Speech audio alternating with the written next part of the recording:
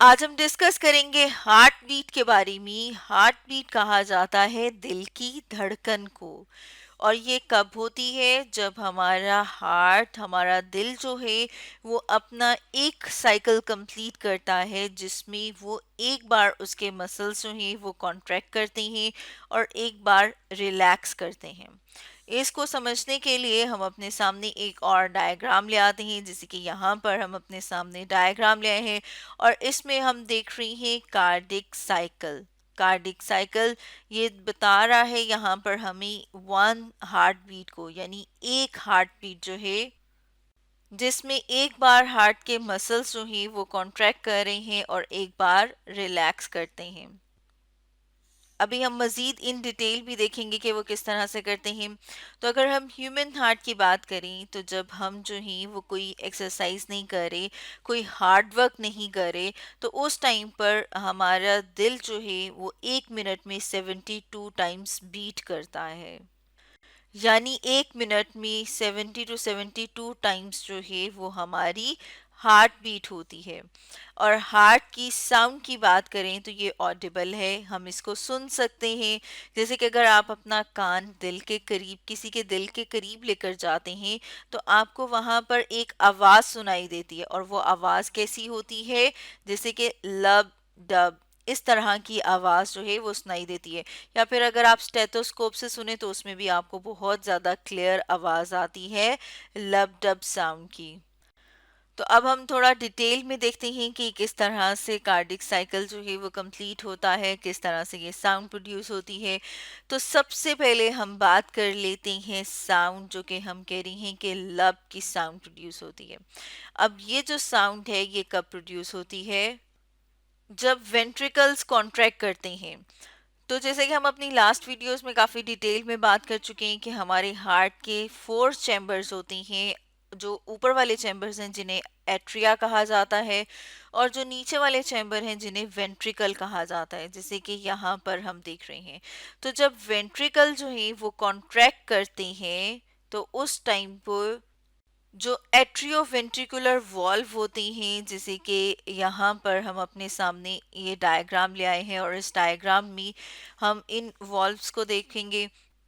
जैसे कि यहाँ पर हम देख रहे हैं कि ये वाले जो वॉल्व हैं इन्हें एट्रियोवेंट्रिकुलर वॉल्व कहा जाता है, जो कि एट्रिया और वेंट्रिकल के दरमियान है। एट्रिया जो है वो प्लूरल है, जब हमने एक अपर चैम्बर की बात करनी है तो उसे हम एट्रियम बोलेंगे।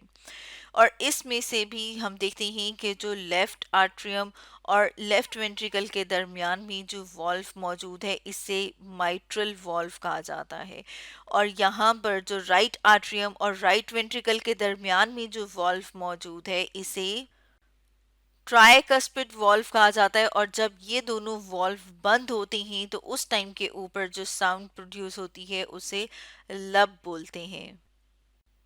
और जैसे कि यहाँ पर हम देख रहे हैं कि जब ये क्लोज हो जाते हैं तो इसकी वजह से जो ब्लड है वो वापस जो है वो एट्रिया में मूव नहीं करता, बल्कि जो ब्लड है वो किस तरफ को मूव करता है?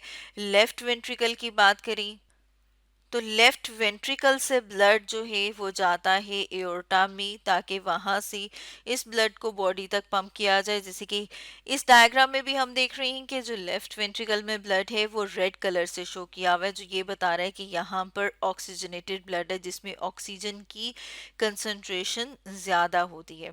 तो इसे पंप किया जाता है एओर्टा और एओर्टा से बॉडी में।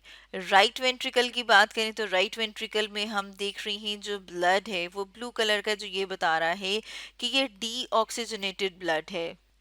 डीऑक्सीजनेटेड ब्लड जिसमें ऑक्सीजन की मिकदार कम होती है और कार्बन डाइऑक्साइड की कंसंट्रेशन जो है वो ज़्यादा होती है। इसे भेजा जाता है पल्मोनरी आर्टरी के पास, वहां से ये लंग्स के पास जाते हैं ऑक्सीजनेशन के लिए।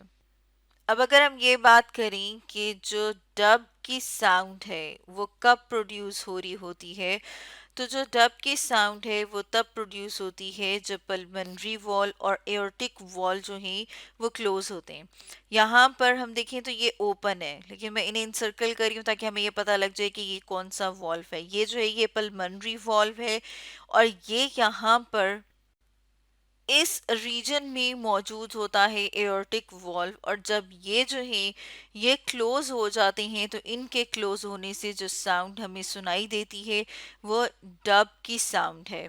और इसके साथ साथ जैसे कि यहाँ पर भी हम देख रही हैं कि डायस्टोल क्या होता है, जब हार्ट के चैम्बर रिलैक्स करते हैं और जो एट्रिया है वो फिल हो रहा है। अब यहाँ पर हम देख रही हैं कि जो राइट एट्रिया है उसके अंदर डीऑक्सीजनेटेड ब्लड होता है, जैसे यहाँ पर हमने थोड़ा सा ब्लू कलर कर दिया है, जिससे हमें ये पता लग रहा है कि इसमें डीऑक्सीजनेटेड ब्लड आता है। और ये जो लेफ्ट एट्रियम है वहाँ पर जो ब्लड आता है वो कौन सा होता है, वो ऑक्सीजनेटेड होता है, क्योंकि वो लंग्स से आ रहा है और आगे उसने बॉडी में ट्रांसपोर्ट होना है।